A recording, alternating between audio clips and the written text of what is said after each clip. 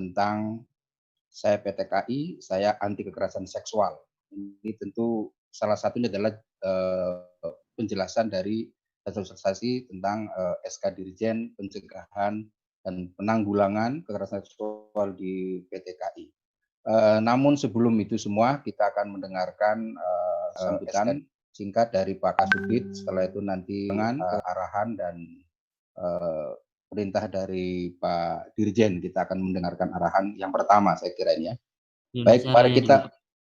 Oh ya, sebelum Pak Kasubdit di Indonesia Raya, saya lupa. Tadi ingatnya lagu 17-an aja.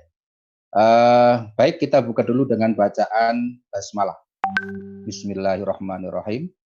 Silakan Pak Rohul, Indonesia Raya.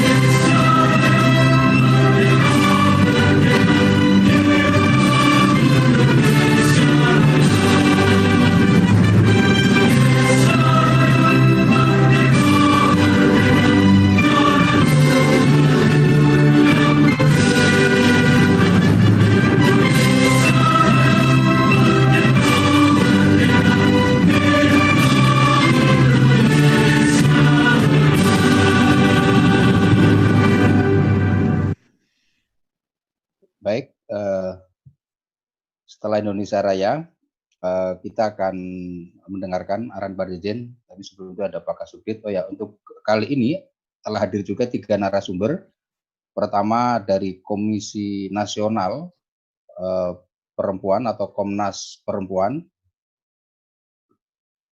Bapak Kiai Haji Imam Nakhei, calon doktor, sebentar lagi promosi terbuka di UIN Sunan Ampel. Dari kalau kampusnya dari Situbondo, Universitas Islam Situbondo, Pondok Pesantren Situbondo. Kemudian ada Rektor IAI Tolabah dari Lamongan, Ibu Dr. Hajah Alimul Muniroh.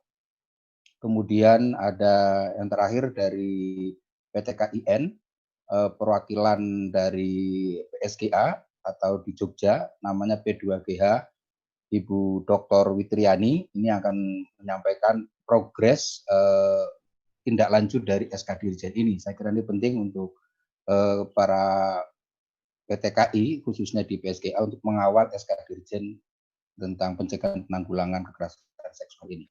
Oke, selanjutnya kami persilahkan Pak Kasubdit dengan pengantar. Baik, terima kasih Pak Mahrus. Assalamualaikum warahmatullahi wabarakatuh. Waalaikumsalam warahmatullahi wabarakatuh. Alhamdulillah wassalatu wassalamu ala rasulillah ma ba'd. Yang sama-sama kita muliakan Bapak Dirjen kita, Bapak Profesor Dr. Haji Muhammad Ali Ramdhani. Selamat bergabung Pak Dirjen, dan terima kasih penghargaan yang sangat luar biasa buat kita semuanya di tengah-tengah kesibukan beliau, dan baru saja selesai rapat dengan World Bank dan beliau berkenan untuk bergabung bersama kita. Yang kami hormati kawan-kawan narasumber yang sudah bergabung, yakni Bapak Kiai Haji Imam Nakhei dari Komnas Perempuan, Ibu Dr. Alimul Muniroh, Rektor IAI Tabah Lamongan, dan Ibu Dr. Witriani, MHum dari PSGA UIN Sunan Kalijaga Yogyakarta, pembahas kita yang sudah hadir bersama kita adalah Bapak Dr. Ahmad Zainul Hamdi dari UIN Surabaya dan moderator Pak Marus, kawan-kawan sekalian dan juga para partisipan semua yang alhamdulillah sudah bergabung di Tadarus Litab Dimas. Pak Dirjen, ingin kami sampaikan kepada dan kami laporkan kepada Bapak Dirjen bahwa alhamdulillah Tadarus Litab Dimas sudah hari ini adalah memasuki pada sesi yang ke-16 yang sudah konsisten kita lakukan setiap hari Selasa pukul 10 sampai mengangkat isu-isu terkait dengan penelitian, publikasi ilmiah, serta pengabdian masyarakat. Untuk sesi yang ke-16 ini, kami sengaja mengangkat tema saya PTKI, saya anti kekerasan seksual. Mengapa? Karena ini adalah bagian penting dari tindak lanjut MOU antara Kementerian Agama dan Komnas Perempuan yang diminta Kementerian Agama dalam hal ini adalah Direktorat Jenderal Pendidikan Islam menjadi lokomotif, menjadi pionir yang untuk menggawang, menggelorakan terkait dengan anti kekerasan seksual, termasuk juga terutama lagi adalah pada perguruan tinggi. Yang di dalam SK Direktur Jenderal kami juga sudah menerbitkan beberapa waktu yang lalu, waktu itu adalah Prof. Kamarudin Amin, beliau sudah menaikkan SK Direktur Jenderal tentang pencegahan dan penanggulangan kekerasan seksual.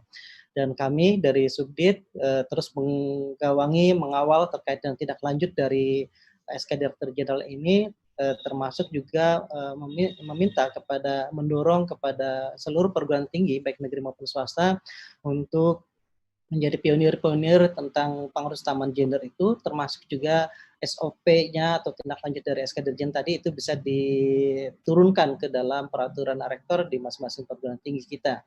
Bapak Dirjen yang kami muliakan, alhamdulillah kami mendapat laporan dari kawan-kawan dari Komnas bahwa apa yang sudah kita inisiasi ini dengan melahirkan surat keputusan Direktur Jenderal Pencegahan dan Kekerasan dan Penanggulangan Kekerasan Seksual tadi itu menjadi sesuatu yang dieluk-elukan dan kemudian didesiminasi kepada sejumlah kementerian lembaga yang lain, dan kawan-kawan dari Komnas Perempuan juga sudah menyampaikan kepada kami agar perguruan tinggi yang lain di bawah naungan di luar Kementerian Agama supaya meniru apa yang sudah dilakukan oleh Kementerian Agama ini.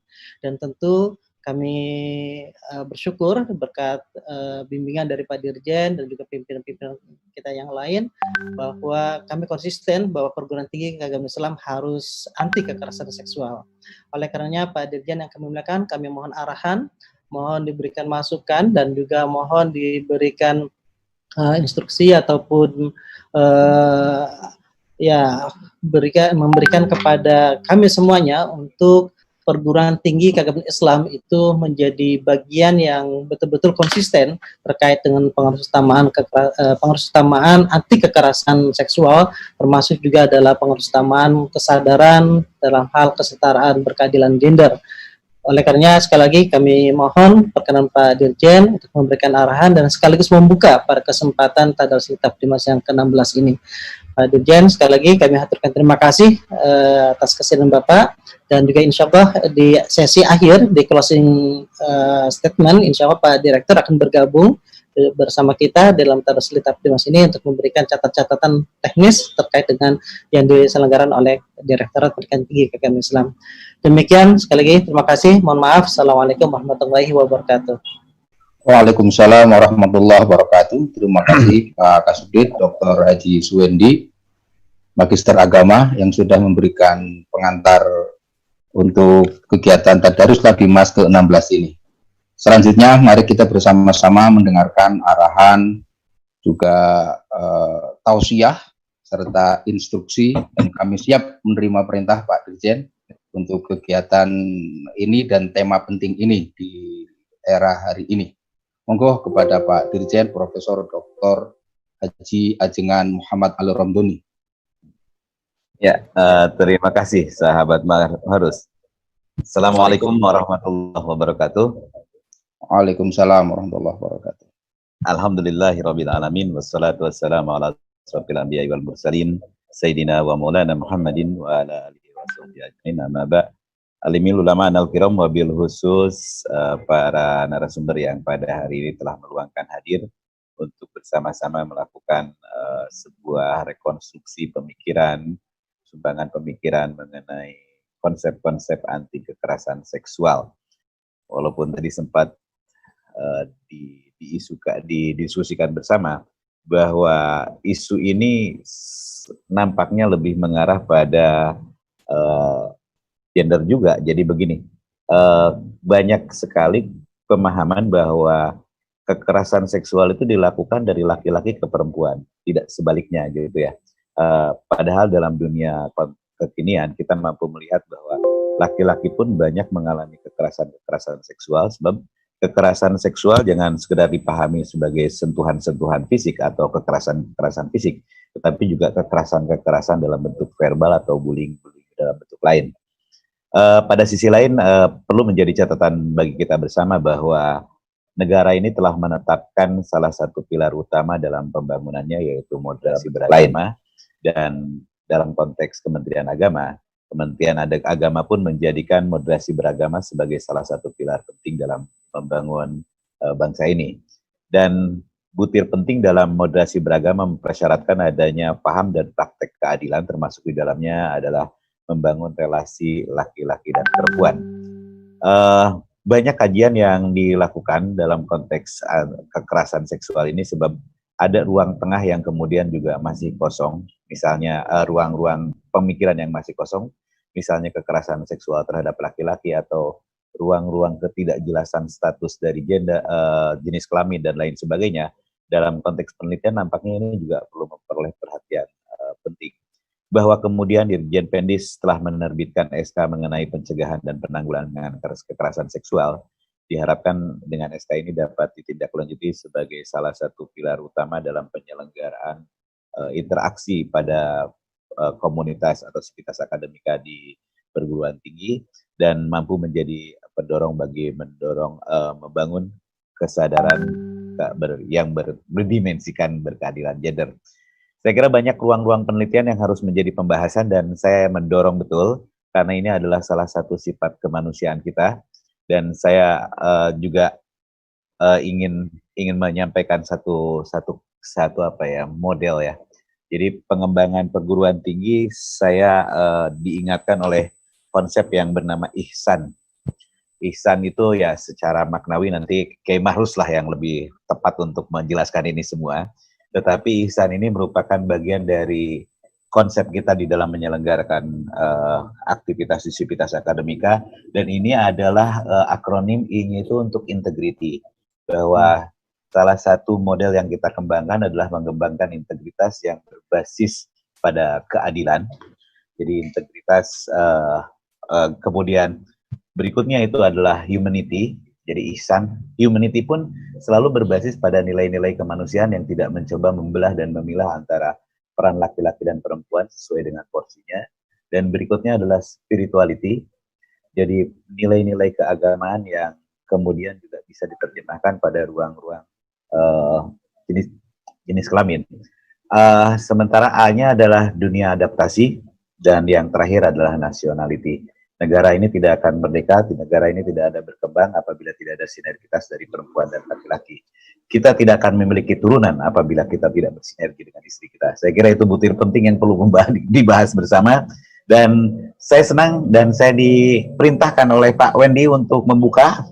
Dan marilah kita buka Litap Dimas seri ke-16 dengan tema anti kekerasan seksual ini dengan pembacaan Ummul Quran.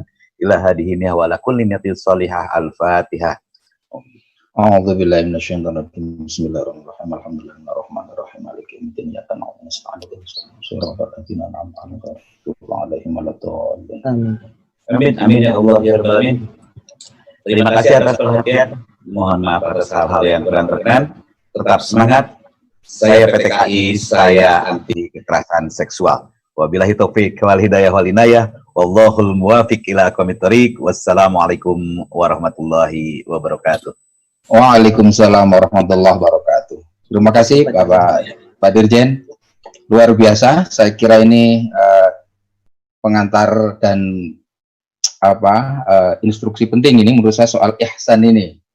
Jadi bukan sekedar definisi secara istilahi, anta'budallaha kannaka tarahu fa illam takun tarahu fa innahu yaraka.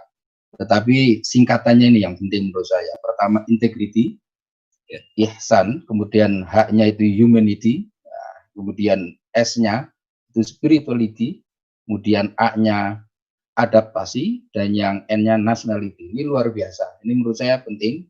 Jadi kalau kita akan katakanlah dalam konteks ini akan menerjemahkan SK Dirjen. Siap, Pak Dirjen?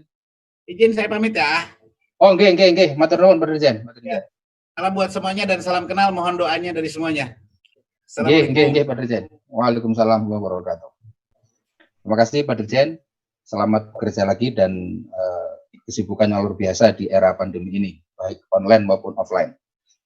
Sekali lagi, Bapak Ibu sekalian, para hadirin, para Zoominar dan para Zoominin wal Zoominat, ada tulisan pendek di Kompas tentang Zoom tentang webinar ini, Pak Inung. Jadi Zoominin wal Zoominat. Jadi para peserta Zoom dan para peserta Zoom laki dan perempuan. Ya, ihsan ini menurut saya penting ya. Kalau nanti kita akan mendengarkan bagaimana perspektif Komnas Perempuan, karena SK Dirjen ini kan olahan diskusi panjang antara Direktorat Pendidikan Tinggi Keagamaan Islam yang diwakili oleh Subdit Penelitian dan juga para punggawa PSGA di PT KI. Ini saya kira berkali-kali sejak tahun 2018 ya, kemudian 2019, kemudian dikeluarkan SK Dirjen ini. Menurut saya ini perjuangannya cukup panjang, dan ini bagian dari kemitraan Kementerian Agama dengan kementerian lembaga lain. Nah, Komnas Perempuan saya kira bagian dari itu. Kita akan mendengarkan paparan dari Pak Dr. Kiai Haji Imam Nafei. Ya, kalau promosi itu kan tinggal waktu saja, aslin sudah dokter. Nah, gitu.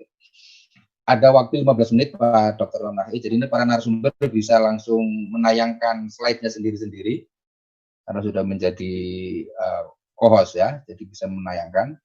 Kalau perlu bantuan juga nggak apa-apa, ada teman-teman di sini. Jadi ihsan ini, integrity, humanity, civility, adaptasi, dan nationality ini penting sekali dalam kaitannya dengan diskusi kita hari ini. Tentu juga dengan diskusi yang lain, tapi kaitannya dengan pencegahan kekerasan seksual di kampus ini bagian dari integritas, bagian dari kemanusiaan, bagian dari spiritualitas, dan juga bagian dari kebangsaan. Karena tadi pesan Pak Dirjen juga tidak lepas dari moderasi beragama. Baik, dan kita juga bisa melihat teman-teman di YouTube punya Diktis TV. Kalau sedang tidak bisa akses Zoom ya, bisa dilihat di YouTube. Kemudian 15 menit kemudian nanti kita akan mendengarkan dari Ibu Rektor dari IAI Tolabah ya, Lamongan. Selanjutnya nanti Ibu Dr. Fitriani. Nah, setelah itu baru pembahas kita Bapak Dr. Haji Ahmad Zainul Hamdi, Magister Agama, yang sudah menjadi Ustadz. Tapi panggilannya nggak Ustadz Buya maunya. Baiklah.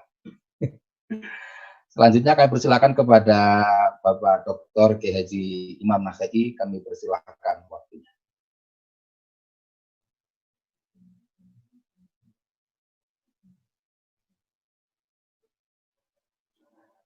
Mute-nya Pak Imam, Pak Kiai, diklik dulu biar unmute.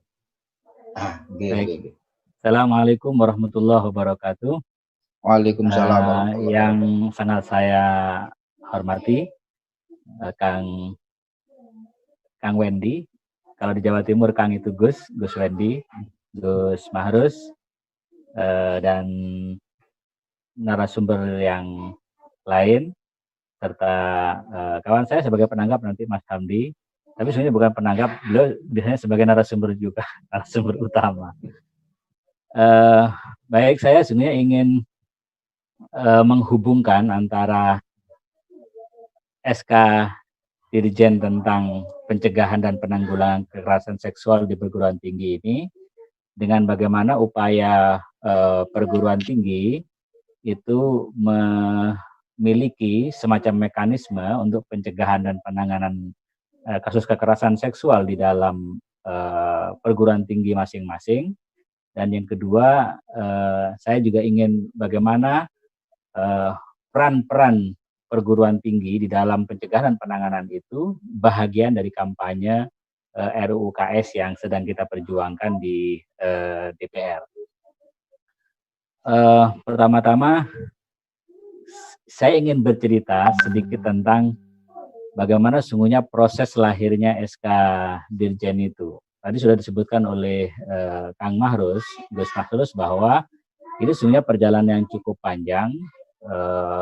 Ada komitmen kedua belah pihak antara Kementerian Agama dan juga lembaga-lembaga hak asasi manusia di Indonesia, termasuk Komnas Perempuan, untuk mengawal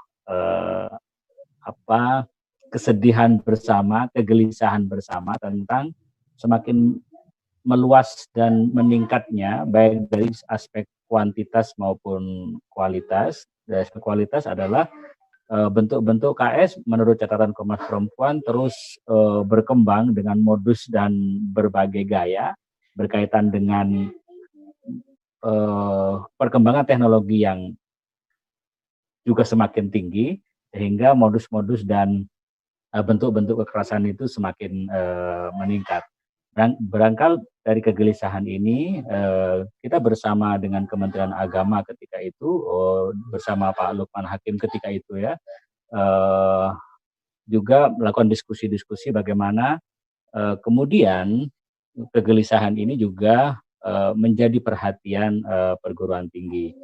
Kita kumpulkanlah data-data bagaimana kita ngumpul dari Aceh, dari NTB, dari Malang, dari Semarang, dari Surabaya, perguruan tinggi Islam, termasuk Bandung. Kita minta untuk luar Jawa juga banyak, dari Bukit Tinggi, Padang ya.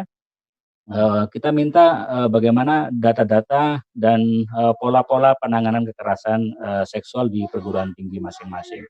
Dan ternyata data-datanya, walaupun tidak ada data yang sangat kuat ya, karena tidak ada satu lembaga yang memiliki otoritas, otoritas atau akurasi data yang cukup untuk melihat kekerasan seksual secara umum.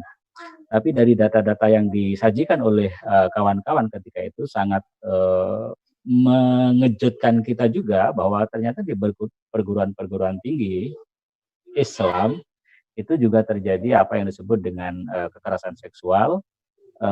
Yang lebih menggelisahkan lagi adalah bahwa penanganan kekerasan seksual itu justru tidak terjadi, apalagi pada tingkat pemulihan dan pemulihan psikologi dan sosial dari korban. Nah, kegelisahan inilah yang kemudian lalu diskusi terus-menerus bersama Kementerian Agama, Dirjen ketika itu, dan akhirnya keluarlah SK ini. Dan SK ini memang seperti Kang Mahrus tadi menyebutkan, ini adalah satu capaian yang saya kira ditunggu-tunggu dan dielu-elukan oleh kawan-kawan di perguruan tinggi Islam. Pasca lahirnya SK ini, Komnas Perempuan berganti generasi baru. Nah, sekarang kebetulan yang menggawangi sebagai ketua subkom pendidikan adalah Bu Alimatul Kiptiah, Profesor Bu Alimatul Kiptiah. Kebetulan Komnas Perempuan dalam periode ini melahirkan 2 profesor, sebelumnya Profesor Nina dan yang kemarin Profesor Alim. Jadi kalau mau jadi profesor harus ke Komnas Perempuan dulu, Kang. Iya. Mantap. Nanti setelah ini Kang Mahrus ke Komnas Perempuan setelah saya, lalu jadi profesor. Kebetulan Bu Alim juga hadir di sini. Bu Alim bekerja cepat, Komnas Perempuan dengan Subkom Pendidikan bekerja cepat untuk kemudian mengajak PTKI kembali untuk mendiskusikan bagaimana SK Dirjen ini diturunkan ke dalam SOP di perguruan tinggi masing-masing. Dan saat ini masih dalam tahap finalisasi akhir ya, untuk melihat bagaimana SOP itu, karena masing-masing perguruan tinggi itu memiliki kekhasan dan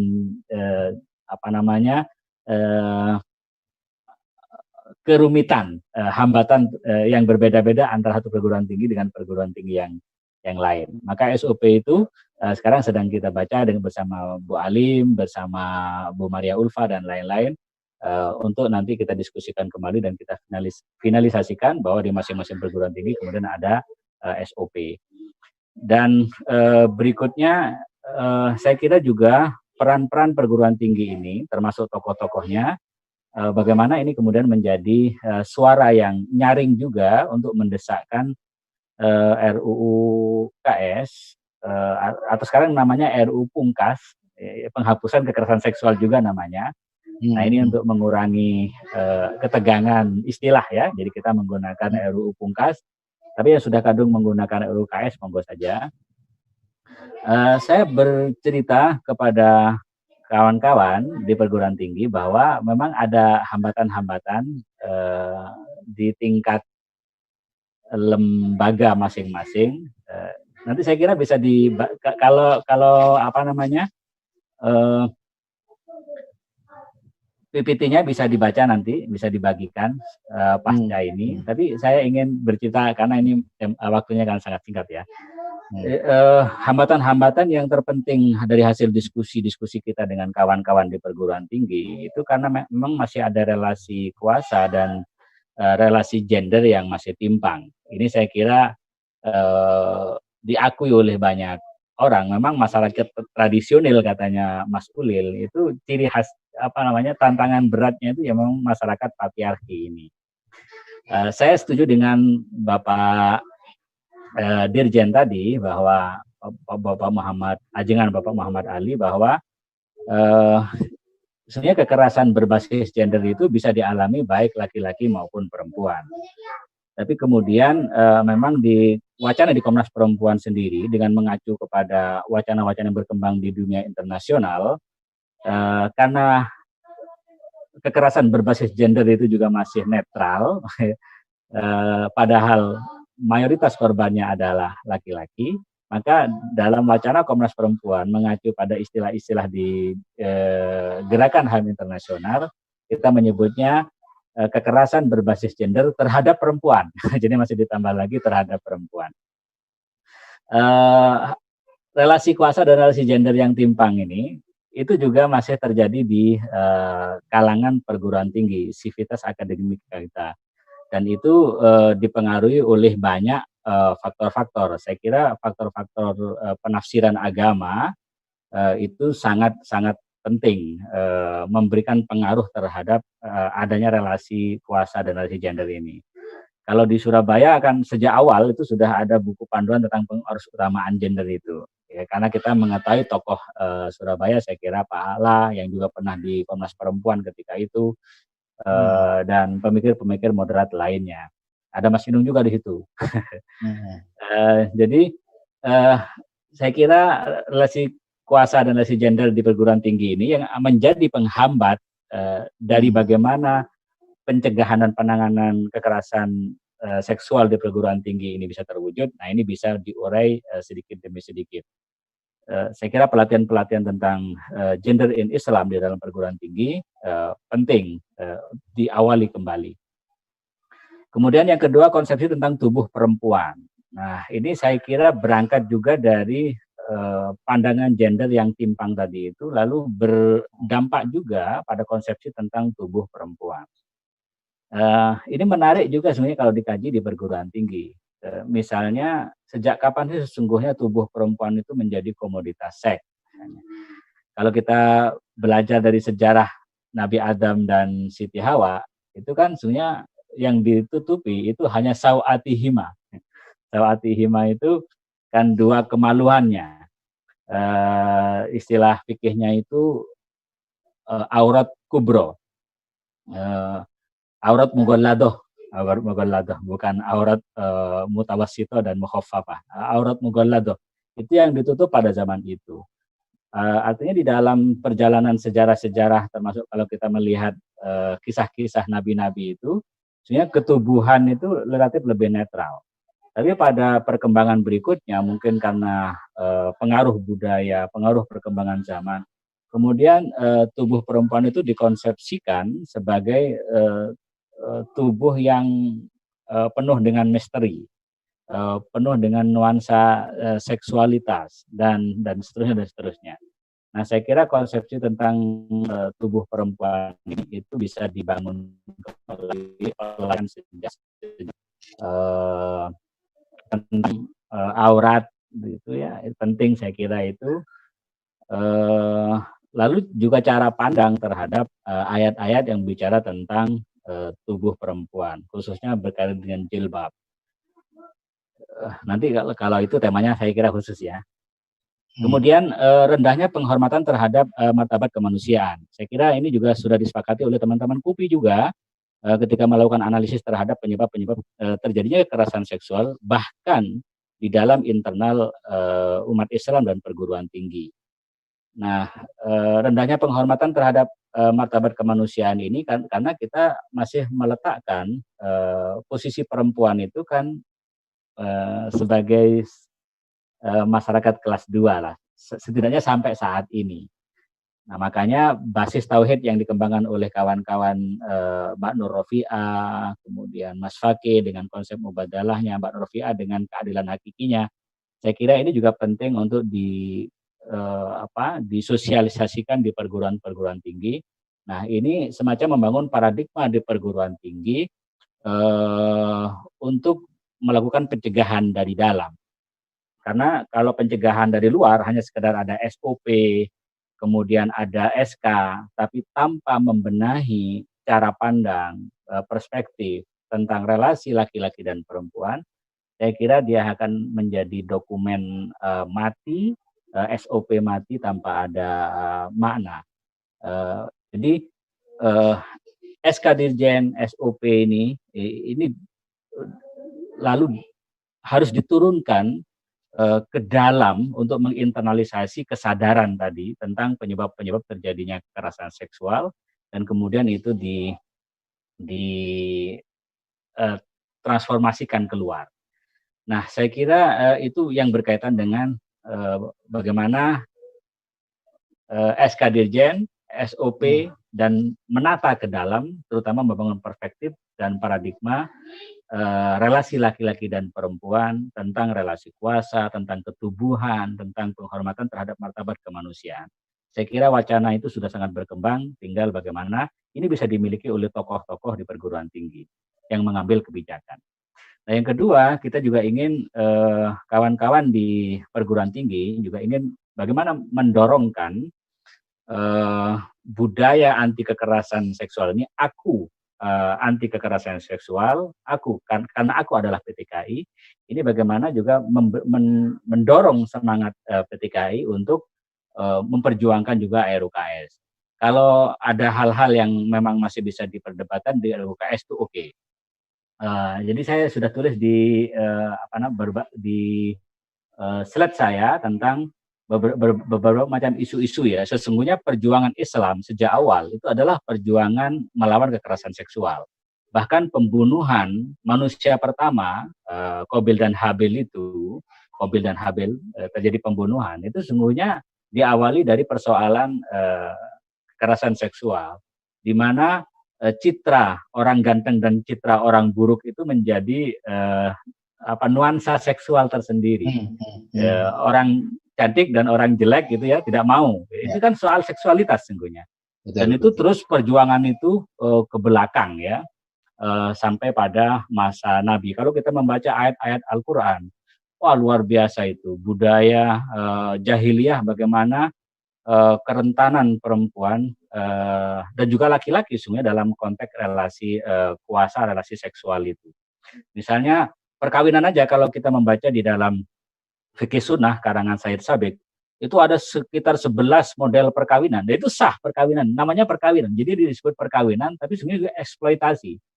Ada nikahul istibdo, ada nikahul rohti, ada nikahul badal, ada nikahul mut'ah, dan lain-lain. Ada nikahul sigor bahkan. Sigor itu perkawinan yang benar-benar mengeksploitasi vagina, bukan hanya seksual, vagina perempuan, di mana wali menggunakan vagina anaknya, wali yang satu menggunakan vagina anaknya, kemudian lalu dia dipertukarkan begitu.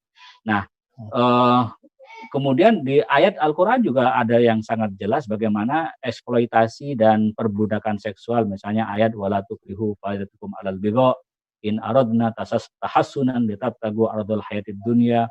Ayat-ayat ini sebenarnya semangat bagi kita untuk melakukan perjuangan penghapusan kekerasan seksual, terutama di perguruan tinggi.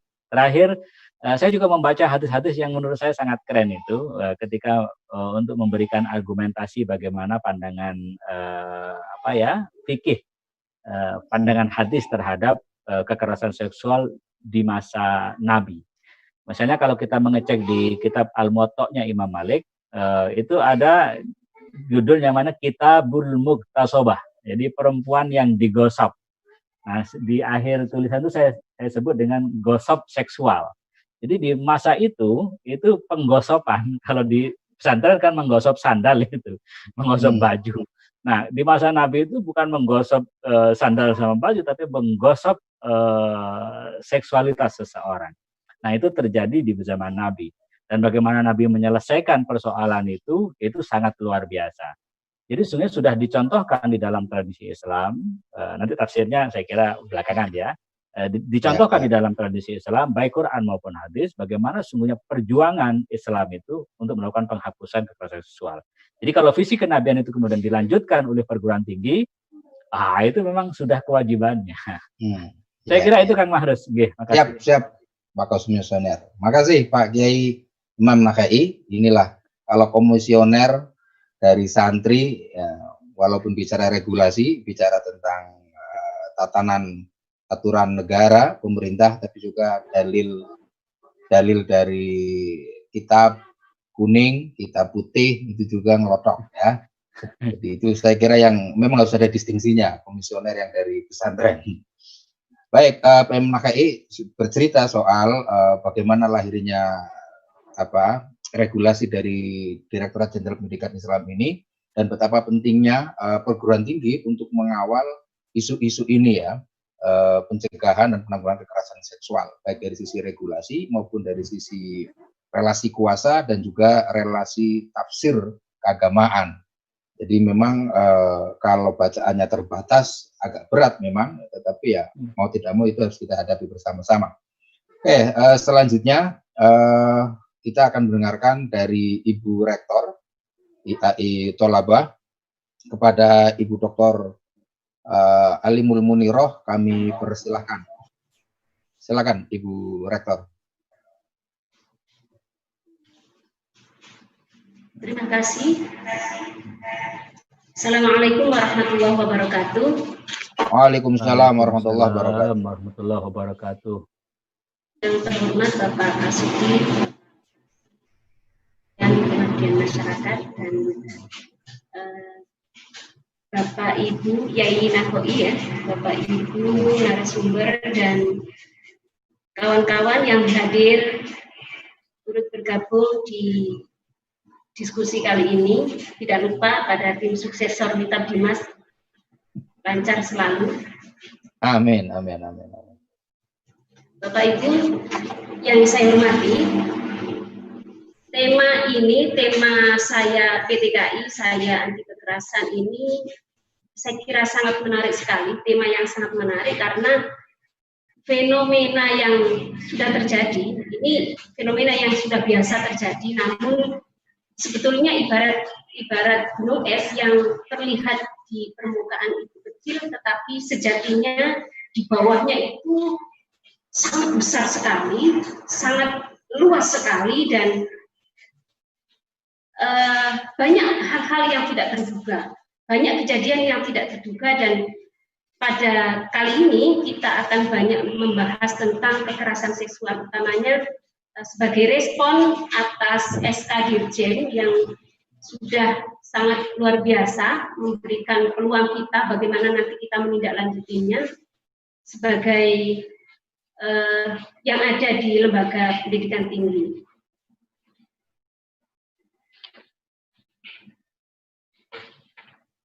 Oke, sekilas kita melihat fenomena yang sampai hari ini bisa kita saksikan bersama. Ini berbagai macam pemberitaan tentang kekerasan seksual yang terjadi di Indonesia, dan kita lebih fokus ke Indonesia ya, yang terjadi di Indonesia. Dan ternyata kalau kita melihat sedikit saja, ini bagian dari beberapa yang belum kita kupas bersama, fenomena ini sangat begitu luar biasa yang seharusnya ini menjadi konsen yang lebih serius lagi buat kita, karena fenomena ini tidak hanya terjadi pada dunia pendidikan semata. Kalau kita mau membedakan dunia pendidikan itu harusnya ini satu lembaga yang bisa memberikan satu kedamaian yang dipakai oleh banyak orang untuk berproses mencari ilmu. Tetapi nyatanya dan fakta di depan kita banyak sekali fenomena yang terjadi ternyata malah di lembaga pendidikan. Kalau di luar barangkali kita biasa sudah memaklumi, tetapi di lembaga pendidikan sendiri ternyata menjadi tempat yang tidak aman untuk kita semua. Nah, ini kan menjadi miris bagi kita. Yang seharusnya proses penanaman karakter, yang seharusnya proses bagaimana orang itu dididik dan dibina menjadi lebih baik, ternyata sebaliknya.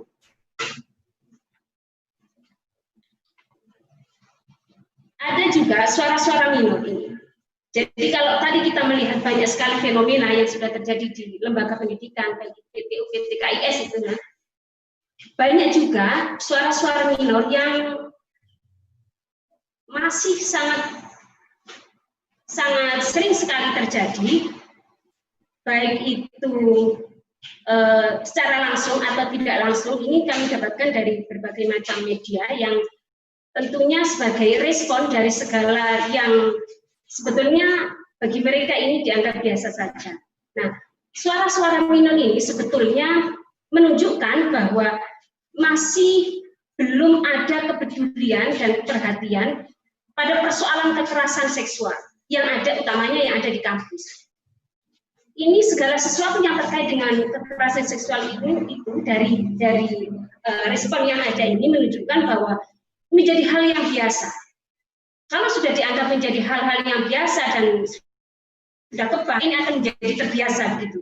Nah, betapa bahayanya ini kalau diteruskan.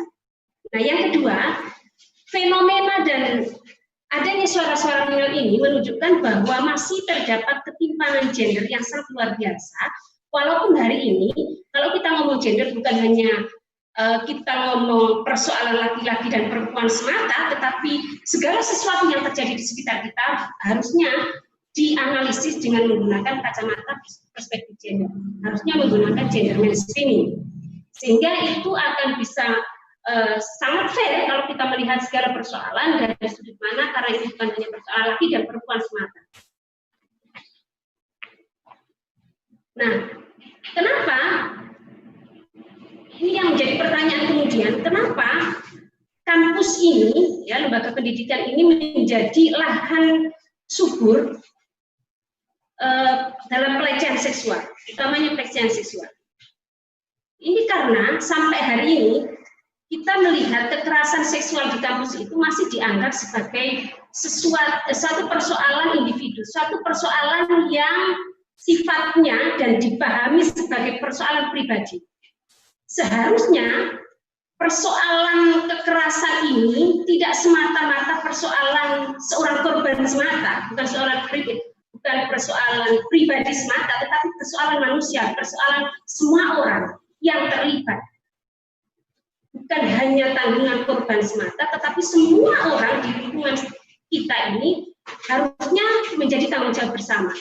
Nah, yang kedua, korban ini ada kecenderungan takut melapor karena akan mendapatkan hukuman secara sosial dan akademik. Ini yang menjadi persoalan, ibarat sudah jatuh ketimpa tangga begitu ya. Sudah dilecehkan, tetapi dia yang akan mendapatkan hukuman. Bukan hanya hukuman secara sosial yang menganggap bahwa dia dengan perilaku atau aktivitas yang dia lakukan itu menjadi penyebab terjadinya kekerasan seksual menimpa pada dirinya. Itu yang kedua. Nah, yang ketiga, adanya edaran aturan apapun yang ada di kampus selama ini menjadi satu tulisan yang hanya formalitas belaka. Jadi sekedar ditempel, dipahami, dibaca begitu saja dan no action. Akhirnya kepekaan setiap orang itu tumpul ketika dia melihat aturan yang selalu terpajang di kampus, selalu terpajang di dinding, tetapi hanya dibaca begitu saja, tapi tidak bisa dirasakan. Yang keempat itu sepertinya sanksi yang kurang tegas ini. Jadi ini terkait dengan stakeholder yang ada di satu lembaga. Aturan yang tegas ini harus diperlakukan kepada setiap orang yang melakukan kekerasan seksual. Kalau tadi sudah disampaikan oleh Yai Nakoi bahwa kekerasan seksual bukan hanya kekerasan secara fisik semata, tetapi ada verbal abuse di sana. Ini juga harus dipahami, karena hal-hal yang sifatnya verbality itu sangat mudah sekali diucapkan, tapi bagi orang itu seakan-akan tidak merupakan satu kekerasan. Hal-hal semacam ini harus diproses secara tegas oleh lembaga tinggi, karena kalau kita sudah melakukan tindakan yang tegas terhadap orang yang melakukan tindak kekerasan, tindak pelecehan seksual ini akan menjadi satu punishment tersendiri. Bisa jadi nanti ada satu konsorsium bersama PT KIS untuk menganggap pelaku kekerasan seksual ini menjadi musuh bersama gitu. Nah, jadi kalau dosen atau siapapun yang melakukan kekerasan seksual, contohnya dalam dosen melakukan kekerasan seksual, maka ini harus segera ditindak, bila perlu dikeluarkan, dan kampus yang lain dimanapun tidak bisa menerima dia. Jadi konsorsium, bila perlu begitu, karena ini menjadi persoalan kemanusiaan, kejahatan kemanusiaan. Nah, yang terakhir, hegemoni relasi kuasa dosen. Jadi kenapa kampus masih dijadikan lahan subur terhadap kekerasan seksual ini? Ada terjadi hegemoni relasi kuasa antara dosen dan mahasiswa. Mahasiswa masih diposisikan sebagai seorang yang sebagai objek gitu. Nah, karena relasi kuasa yang timpang inilah kemudian memunculkan ketidakadilan. Karena relasi kuasa yang timpang inilah akhirnya adanya ketidaksetaraan, adanya hegemoni, adanya intervensi dan kekerasan, muncul hal-hal yang lain.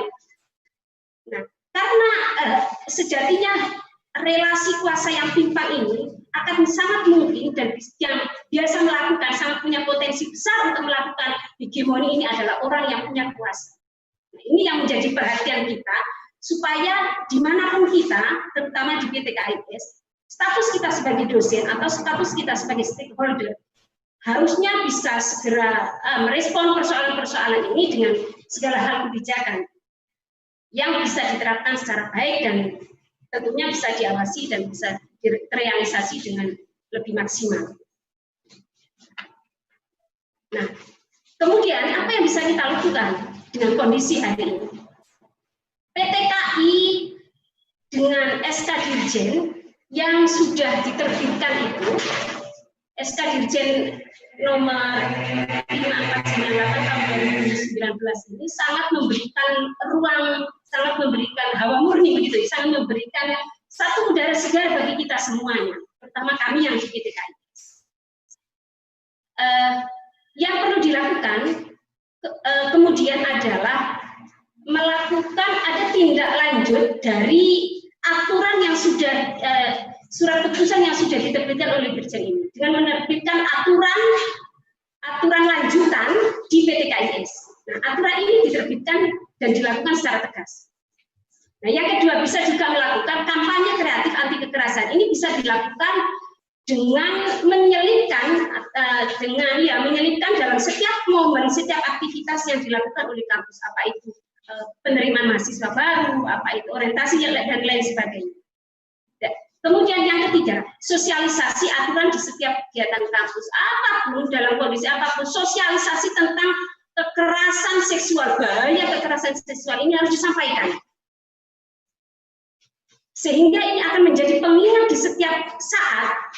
Jadi seluruh sivitas akademika, seluruh masyarakat kampus itu sudah tahu bahayanya, dan ketika dia mau melakukan kekerasan begitu, ada kawannya yang kemudian menegurnya, tapi semuanya bisa tahu, dan ini menjadi semangat bersama untuk sama-sama memerangi. Selanjutnya, penyediaan sarpras ini juga terkait dengan bagaimana kita menyediakan sarana prasarana untuk menunjang keamanan keamanan di dalam kampus itu sendiri, baik itu dari sisi pencahayaan, baik itu dari sisi pemilahan kamar mandi atau apapun yang sifatnya bisa sama-sama dianggap bisa aman, bisa dirasa aman untuk para mahasiswa dan masyarakat kampus. Yang terakhir, pelibatan seluruh sivitas akademika dalam mencegah kekerasan. Ini sebetulnya harus dilakukan gerakan ini, bukan hanya parsial di tingkatan pimpinan atau mahasiswa atau penekanan pada dosen semata, tetapi semua sivitas akademika harus gerak bersama. Karena ini semangatnya gerakan, maka semuanya harus sadar dengan itu. Kalau semangat ini tidak menjadi semangat bersama untuk kesetaraan, untuk sama-sama memerangi anti kekerasan, begitu memerangi kekerasan seksual yang ada di kampus, ya tidak akan bisa terrealisasi. Butuh gerakan bersama untuk mensukseskan ini. Yang pertama tadi saya petakan apa yang bisa kita lakukan dalam konteks PTKI, dalam konteks aturan di dalam PTKI. Itu lebih umum, dan yang lebih khusus di dalam PTKI sendiri, di dalam lembaga perguruan tinggi ada yang namanya PSGA, PSI atau PSG. Nah, yang kedua ini secara spesifik harus dilakukan revitalisasi terhadap PSGA ataupun PSG. Apa yang bisa dilakukan di sini? Ya advokasi terhadap korban yang ada, kalau ada korban. Yang kedua, menyediakan layanan konseling ini juga bisa dilakukan oleh kampus. Dan yang ketiga, bisa melakukan kerjasama dengan lembaga penyedia layanan. Kalau hari ini kampus belum punya lembaga layanan secara mandiri, maka itu bisa melakukan kerjasama dengan di luar, dengan lembaga-lembaga di luar, lembaga layanan di luar yang sudah biasa menyediakan layanan ini. Tentunya yang terakhir harus ada monitoring setiap kegiatan yang dilakukan, apakah itu kegiatan prevensi, kegiatan kuratif yang sifatnya kuratif, kegiatan yang sifatnya rehabilitatif. Refleksi keputusan Dirjen ini, kalau kita mau secara detail begitu ya, menjadi satu bentuk kepedulian dari Kementerian Agama dengan menelurkan dengan adanya surat keputusan Dirjen ini begitu luar biasa. Jadi ini sebagai bentuk kepedulian, dan saya yakin semangat ini juga akan bisa menular pada perguruan tinggi yang ada di bawah naungan Kementerian Agama. Nah, SK Dirjen ini perlu dielaborasi oleh PTKI, tidak hanya sekedar menjadi SK Dirjen semata, tidak, tetapi perlu dielaborasi lebih dalam lagi di dalam konteks PTKI. Nah, yang ketiga, ini perlu pencegahan bersama. Kalau kita mau menuju kampus yang aman dari segala bentuk kekerasan seksual, ya sudah ada kuncinya, tinggal kunci ini mau dimasukkan atau tidak, gitu. Tinggal dimasukkan atau tidak. Kalau kita mau kampus yang aman dari segala bentuk kekerasan, maka SK ini tidak akan menjadi SK semata, tapi harus ada tindak lanjut setelah ini. Bapak Ibu yang saya hormati, yang menjadi perhatian sampai hari ini kami di PTKI terutama ya, yang bisa kami lakukan secara inten hari ini adalah revitalisasi terhadap PSGA. Walaupun sifatnya masih sangat parsial, karena sebetulnya kalau kita mau menjadikan lembaga ini ya, PSGA ini akan sangat punya power begitu. Kalau kita mau benar-benar memfungsikan dengan maksimal. Jadi revitalisasi terhadap PSGA yang kami lakukan, ada layanan konseling, tapi sifatnya bukan konseling yang sudah terlembaga dalam lembaga kami, gitu ya. Tetapi kami melakukan satu kerjasama, karena kita tidak punya lembaga layanan secara formal, kita melakukan kerjasama dengan PB Fatah NU Jawa Timur dengan lembaga yang di bawahnya yang LKP3A itu. Ada 45 kabupaten kota yang ada di dalam naungan PB Fatah NU Jawa Timur, dan kita melakukan kerjasama untuk kerja-kerja konseling, memberikan pelayanan dalam layanan konseling ini. Tapi untuk kasus-kasus yang sifatnya pidana itu, kemudian kami akan serahkan langsung kepada P2TP2A. Atau kalau tidak memungkinkan lagi, ini juga bisa langsung kepada kepolisian. Jadi P2TP2A bersama kepolisian untuk menyelesaikan kasus-kasus yang pidana. Yang bisa kami lakukan memang sampai saat ini layanan trauma healing. Sebetulnya di PB Fatah itu ada program untuk trauma healing, dan itu kami adaptasi bersama dengan melakukan pendampingan kepada laki dan perempuan korban kekerasan, apa itu kekerasan verbal atau kekerasan seksual. Yang jelas ini sama-sama menjadi korban. Nah, kemudian kami melakukan pendekatan ini, mereka kemudian dikumpulkan dalam satu tempat itu untuk proses healing. Jadi supaya dia tidak trauma terhadap apa yang pernah terjadi dengan dia, maka si korban ini kemudian melalui cara bertanam. Nah, kebetulan bertanam ini melalui hidroponik, jadi bisa dilakukan dengan sendiri dan sambil berproses itu. Nah, yang kedua pendampingan terhadap korban kekerasan di saat pacaran. Sebetulnya kalau kita mau, ini sedikit yang baru tersentuh. Banyak sekali korban-korban kekerasan di saat pacaran, tapi hanya sedikit sekali yang mau ngomong. Sebetulnya dimanapun, dengan status apapun, kalau itu satu korban ini mau menyampaikan dengan terbuka begitu ya, ini akan segera bisa ditindaklanjuti. Tetapi yang menjadi persoalan adalah mereka tidak berani, tidak ada satu media yang bisa mensupport dia untuk berani berbicara, berani melaporkan, karena ketakutan yang ada dalam itu.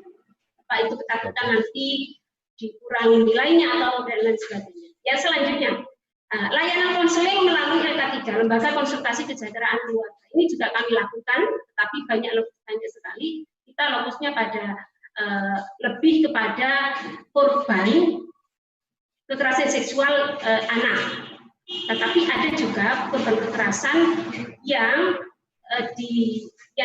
dialami oleh remaja. Kemudian kami memediasi dengan mendatangi dan mengumpulkan semua keluarga-keluarga, bukan hanya sekedar korban, tapi di dalam reintegrasi, proses kurasi dan proses reintegrasinya nanti bisa terjadi. Untuk revitalisasi PSCI yang networking, 1 menit Pak, untuk revitalisasi dari networking ini, hari ini kampus kami telah melakukan satu kerjasama ini, upaya ini juga dilakukan sudah beberapa tahun ya, dilakukan dalam proses pengarustamaan gender. Jadi kerjasama kalau di Lamongan itu ada partisipasi publik untuk kesejahteraan perempuan dan anak itu. Kebetulan yang menginisiasi dan menjadi penggeraknya sekarang itu dari kami, kebetulan dari IAITABA, dan saya mengajak seluruh kampus terutama di Jawa Timur dan terutama dan secara umum di Indonesia, mari bersama-sama kita maksimalkan networking ini. Kalau lembaga tinggi hari ini belum punya lembaga layanan khusus, maka kita bisa memanfaatkan dan mengajak masyarakat. Kalau Fatah itu kan sudah punya jaringan di mana-mana ya, itu bisa dimaksimalkan. Kalau yang lembaga di bawah Muhammadiyah bisa mengajak Nasihatul Aisyah itu. Jadi semuanya sebetulnya bisa kita lakukan, tidak hanya berpangku pada kekuatan yang kita punya semata, itu menjadi keterbatasan semata, tidak, tetapi itu akan menjadi peluang kita karena kita bisa menjalin kerjasama dengan lembaga layanan manapun yang sama-sama punya biro, yang sama-sama punya semangat untuk melakukan kerja-kerja melawan kekerasan seksual. Sehingga ya bisa kita lakukan hari ini, memperbanyak itu ya, memperbanyak jaringan, memaksimalkan jaringan yang sudah ada, bersama-sama bergandeng tangan dengan lembaga kampus yang lain, dan bersama-sama saya PTKI, saya anti kekerasan. Terima kasih Pak. Allahumma fiq ila aqwamit thoriq. Assalamualaikum warahmatullahi wabarakatuh. Waalaikumsalam warahmatullahi wabarakatuh. Terima kasih Ibu Rektor, luar biasa. Tepuk tangan dong untuk Ibu Rektor, luar biasa. Sangat semangat, dan ini menurut saya salah satu perwakilan dari PTKIS, jalan dari IAI Tarbiyatut Tholabah. Jadi kenapa saya singkatan IAI Tabah itu singkatan sebenarnya agama Islam Tarbiyatut Tholabah Lamongan ya. Menurut saya ini prestasi ini keren, mulai dari fakta-fakta yang ada di media, kemudian bagaimana proses di kampus dan kebijakan apa yang akan dilakukan.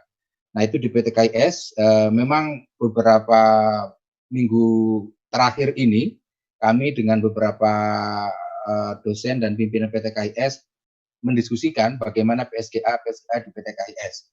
Karena selama ini ya pertama kami minta maaf, Direktorat PTKI banyak sekali melakukan koordinasi dan sering banget dengan PSGA yang di PTKIN, tapi di PTKIS nyaris tidak tersentuh. Nah saya kira dengan SK Dirjen ini, mari kita bekerja sama, seperti dipesan Ibu Rektor, bahwa bersama kita bisa melawan dan juga mencegah kekerasan seksual. Nah, karena itu kita akan mendengarkan apa yang sudah dilakukan oleh teman-teman PSGA di PTKIN. Awalnya kita ingin rektor, sebenarnya rektor juga di PTKIN, tapi ternyata ya biasalah, seperti dikatakan oleh Pak Imam Nahkai, setiap PTKIN atau PTKIN punya problem masing-masing, dan kita alhamdulillah ini bisa menghadirkan Ibu Witriani dari UIN Jogja, UIN Sunan Kalijaga Yogyakarta, karena sudah berproses, tinggal tanda tangan saja SOP tentang ini, artinya tindak lanjut dari SKD ini ada SOP. Nah, akan kita dengarkan bagaimana prosesnya dan bagaimana hasilnya, dan seperti apa yang sudah dilakukan oleh teman-teman UIN Jogja. Kalau kita ini case study yang lebih spesifik, kalau tadi Pak Imam Nahkai bicara yang global, kemudian Ibu Rektor juga bicara yang relatif global juga dengan kasus yang di IAI Tholabah. Nah, sekarang yang di UIN Sunan Kalijaga mungkin bisa menjadi best practice di PSGA atau di kampus-kampus lain. Kepada Ibu Dr. Witriani kami persilahkan. Terima kasih Silakan, sekali Pak Marus. Ya. Assalamualaikum warahmatullahi wabarakatuh. Waalaikumsalam warahmatullahi wabarakatuh. Yang terhormat Bapak Ibu pembicara, Dirjen Pendis, Pak Marus, dan teman-teman semuanya. Terima kasih sekali saya diberi kesempatan untuk sharing ya pengalaman apa yang sudah kami lakukan di UIN Sunan Kalijaga. Saya tidak akan mengulangi tentu saja, tetapi ini saya saya suka sekali tulisannya ini Pak Mahrus. Saya PTKI, saya anti kekerasan seksual, dan ini sudah menjadi apa ya memberi semangat tersendiri buat kita yang bergerak di bidang gender dan HAM juga tentunya. Begini, ya bermula tentu saja dari apa yang sudah diceritakan Pak Mahrus itu kita sudah berproses cukup panjang. Kebetulan kita juga terlibat dalam penyusunan draft SE Dirjen itu yang dimulai dari penelitian-penelitian yang dilakukan oleh sejumlah PTKI termasuk Malang, Bandung, dan seterusnya. Nah, kebetulan waktu itu saya tidak melakukan penelitian seperti survei, tetapi wawancara di beberapa pimpinan gitu loh. Nah, dari wawancara itu yang menariknya adalah di kampus saya sendiri dari fakultas yang WD3-nya ada perempuan. Nah, itu kasusnya banyak, tetapi yang laki-laki tidak gitu loh. Jadi ada hal yang penting saya pikir di sini ada bias Ibu Rektor tadi bahwa ini seperti gunung es, banyak yang tidak berani melapor dan seterusnya. Jadi ini kemudian menjadi konsen bersama bagaimana ini menjadi. Nah, ketika dan ini misalnya saya tidak akan mengulangi lagi tentu saja tentang urgensi dan lain-lain. Tetapi memang yang paling urgent di sini adalah bahwa kita belum punya rumah, belum punya aturan yang memadai yang bisa mengakomodir ketika menyalurkan aspirasi korban dan seterusnya dan tidak ada rambu-rambu tertentu di kampus itu yang terkait dengan pelecehan seksual ini. Jadi ketika ada terjadi ya semua dianggap baik-baik saja gitu. Nah, ketika SE Dirjen ini turun pun gitu ya, saya sudah sama waktu itu saya lapor Pak Rektor, misalnya Pak ini ada, ya udah nanti disosialisasikan. Tetapi kan tidak mudah juga kalau kita tidak betul-betul bergerak. Nah, maka kemudian mulai dari pandemi kemarin kita kemudian di bawah koordinator WR3 sekarang Pak Waryono, Pak Dirjen Pontren sekarang ini, dan sampai sekarang beliau sangat konsen, masih teks saya bagaimana perkembangannya meskipun. Nah, mulai dari pandemi kemarin di awal itu kemudian kita betul-betul berproses hampir setiap hari menyusun draft ini, gitu. Karena menganggap ini bahwa persoalan di perguruan tinggi justru sama peliknya dengan keluarga dengan kasus-kasus yang ada di masyarakat. Jadi korban tidak punya jalur pengaduan, tidak memiliki keberanian, terintimidasi bahkan, apalagi relasi ya antara dosen misalnya dengan mahasiswa, tendik dengan mahasiswa itu kan seperti mungkin seperti PTKI ya, mostly juga dari lingkungan pesantren dan lain-lain, di mana hubungan power relation itu cukup tinggi, cukup ini, tidak boleh mengumbar aib, malu dan seterusnya. Dan itu juga menjadi beban tersendiri. Dan kita anggap kita merasa bahwa ini sudah saatnya PTKI betul-betul konsen dan betul-betul salut untuk Diktis dalam hal ini bisa mengeluarkan edaran yang sebetulnya sangat kita butuhkan sebagai landasan hukum. Nah, SK Bu Witri, bukan SE, SK, SK, iya, surat keputusan, betul. Oke. Jadi yang paling mungkin penting di perguruan tinggi adalah perlunya sosialisasi. Kita mengharapkan tidak ada korban, tidak ada kejadian tentu saja, tetapi ketika tidak ada mekanisme misalnya layanan atau tidak ada mekanisme bahwa ini harus dihentikan, maka itu kejadian-kejadian itu akan berulang terus. Nah, SK Dirjen itu tentu saja jadi landasan yuridis. Ini saya tidak akan ulang. Mungkin belum ada rumah, perlu suasana kampus tentu saja yang kondusif, aman dan sehat serta inklusif untuk semua pihak, untuk semua sivitas akademik, mulai dari mahasiswa, dosen hingga karyawan ataupun tenaga outsourcing yang bekerja di kampus, dan itu jumlahnya sudah tentu saja sangat signifikan dari berbagai latar belakang, dan itu yang coba kita rumuskan bentuknya ada 3 yang sudah kita turunkan dari SK Dirjen itu. Yang pertama adalah peraturan rektor itu sendiri tentang SK-nya, kemudian SOP-nya berupa turunan dari SK Dirjen itu, SK peraturan rektor itu, dan kemudian media sosialisasinya nanti seperti apa. Nah, seperti yang tadi, ini ruang lingkup seperti tadi yang dijelaskan Pak Mahrus di awal, kita ya ada banyak persoalan tarik ulur mungkin ya, tetapi kita juga tidak boleh putus asa gitu loh. SOP dan SK draft ini sudah jadi di UIN Sunan Kalijaga.